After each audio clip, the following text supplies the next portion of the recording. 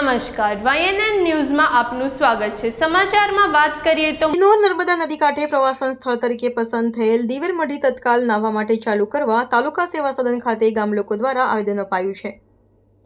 દિવેર નર્મદા નદી કાંઠે આવેલ મઢી જિલ્લા મેજિસ્ટ્રેટ દ્વારા નાહવા ઉપર 1/4/2025 સુધી નાહવા ઉપર પ્રતિબંધનું જાહેરનામું બહાર પાડેલું હતું। મઢી નર્મદા નદી કાંઠે ખાણીપીણીની બસો દુકાનો નાખવામાં આવી છે, સારો વેપાર કરે છે। દિવેર ગામના 200 કુટુંબની રોજીરોટી મઢીએ નાહવા આવતા લોકો સાથે જોડાયેલી છે। મધ્યમ વર્ગના લોકો માટે દિવેર મઢી નાહવા અને ખાવાની લિજ્જત માટે એક દિવસનો પ્રવાસ સ્થળ તરીકે પણ ઓળખવામાં આવે છે। દૂર દૂરથી હજારો સહેલાણીઓ દિવેર મઢી ખાતે પ્રવાસ માટે આવે છે। જાહેરનામું લંબાવવું નહીં ને તત્કાલ પ્રવાસન સ્થળ દિવેર મઢી નાહવા માટે ખુલ્લું મુકાય એવું લેખિતમાં આવેદન શિનોર મામલતદાર અને જિલ્લા મેજિસ્ટ્રેટને અપાયું। રિપોર્ટર કુણાલ દરજી, YNN ન્યૂઝ, શિનોર।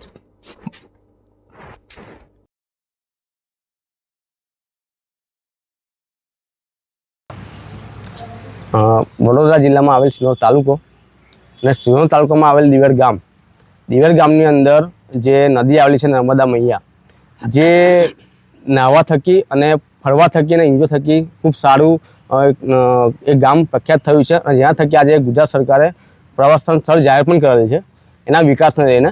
અને આજે કલેક્ટર સાહેબના એક હુકમથી પરિપત્રથી આજે દિવેર ગામ જે નદી આવેલી છે ત્યાં આગળ નાહવા પર પ્રતિબંધ મૂકવામાં આવ્યો છે।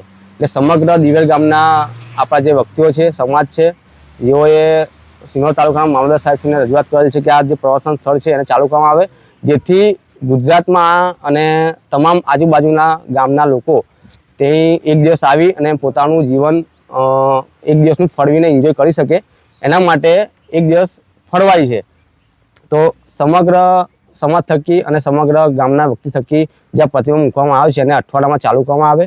કારણ કે આજે કલેક્ટરે જે પ્રતિબંધ મૂક્યો છે એ તદ્દન ખોટું જ કહેવાય, કારણ કે પ્રવાસન સ્થળની ગ્રાન્ટ પણ ફળવાઈ ગઈ છે અને આજે એ ગ્રાન્ટનો ઉપયોગ પણ થઈ રહ્યો છે અને 2 કરોડનું નાણું પણ બનાવવામાં આવ્યું છે।